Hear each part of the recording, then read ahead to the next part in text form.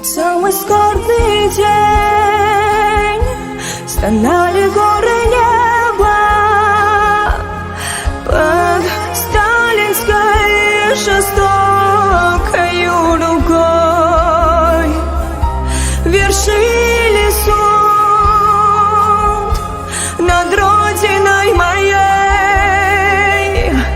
Все в Казахстан на высылку в загон. Согнали всех детей, стариков, и пощадили даже немощных людей. Как трудно вспоминать те крики, голод, холод и гибель близких, дорогих людей. Забыть нельзя, хоть век спустя,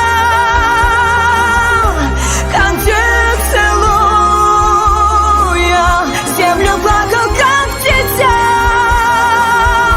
За что, скажи, в войнах обрекли жить вдали от своей земли?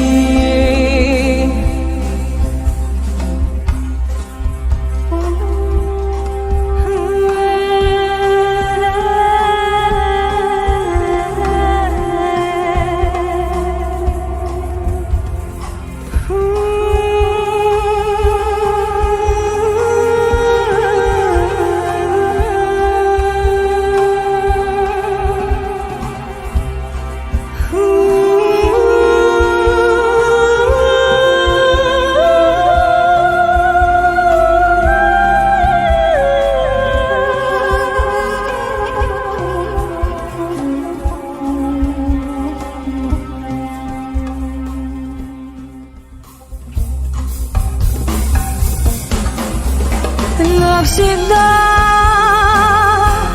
оставив тяжкий след, терзает память израненную грудь. Вы, горы, почему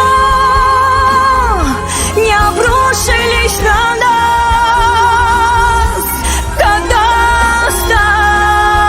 Сталин возвестил указ?